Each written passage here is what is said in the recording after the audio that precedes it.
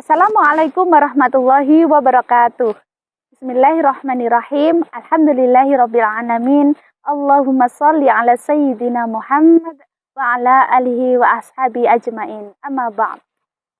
Segenap keluarga besar SDIT Salsabila Kepanjen serta saudaraku muslimin muslimat dimanapun berada, semoga senantiasa dirahmati, diridhai oleh Allah Azza wa Jalla dalam setiap langkah kita.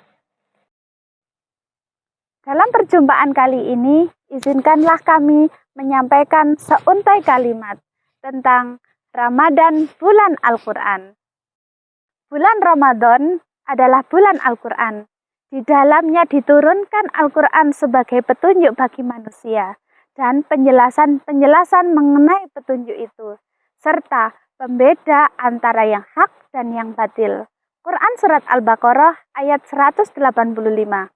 Ramadan juga bulan yang istimewa, sehingga Allah memerintahkan kepada umat muslim untuk meningkatkan interaksi dengan Al-Quran selama bulan Ramadan, baik dengan membacanya, mentadaburi maknanya, maupun mengamalkan dalam kehidupan sehari-hari.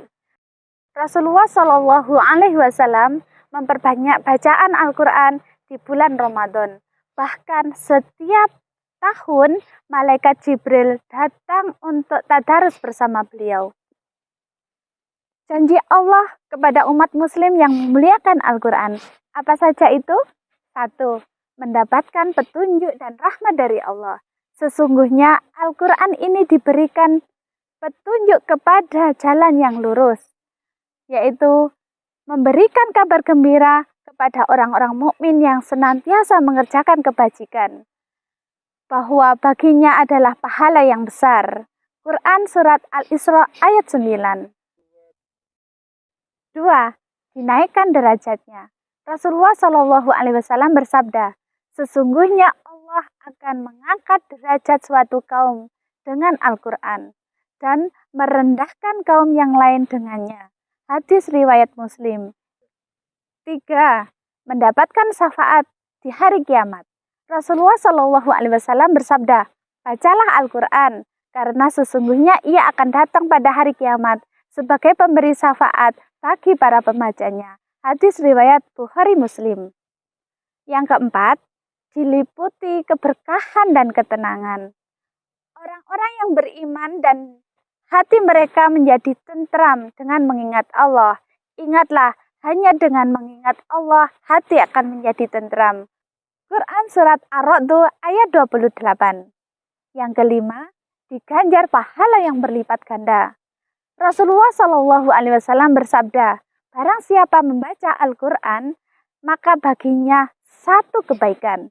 Dan satu kebaikan dilipat gandakan menjadi 10 kali kebaikan. Hadis riwayat Tirmizi. Yang keenam, mendapatkan kemuliaan di surga. Rasulullah Shallallahu Alaihi Wasallam bersabda, dikatakan kepada orang yang membaca Al-Quran, bacalah dengan tartil sebagaimana engkau membaca di dunia, karena sesungguhnya kedudukanmu berada di akhir ayat yang kau baca. Hadis riwayat Abu Dawud dan Tirmizi. Tetapi bulan Al-Quran ini juga memiliki tantangan tersendiri. Apakah tantangan yang sering kita hadapi? Yang pertama, tentu saja HP, media sosial, dan hiburan yang tidak diperlukan itu seringkali membuat kita enggan dalam membaca Al-Quran. Yang kedua, kurangnya alokasi waktu untuk membaca Al-Quran. Yang ketiga, kurangnya konsentrasi dan fokus dalam memahami makna Al-Quran. Yang keempat, malas dan sering menunda-nunda. Yang kelima, tidak memiliki mentor atau guru atau teman mengaji atau komunitas atau sejenisnya. Akan tetapi, semua itu ada antisipasinya, ada solusinya. Apa saja dalam mengatasi kendala kita dalam membaca Al-Quran?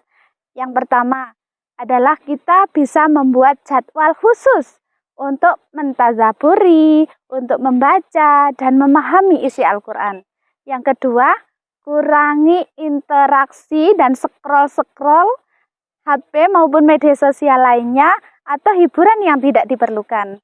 Yang ketiga, banyak doa, memohon pertolongan kepada Allah agar Allah berkenan kita senantiasa membaca, mempelajari, mentadaburi Al-Quran. Dan yang keempat, bergabung dengan kelompok-kelompok ngaji yang sedang aktif. Terus yang kelima adalah gunakan Al-Quran terjemahan dan tafsir untuk memahami makna ayat Al-Quran.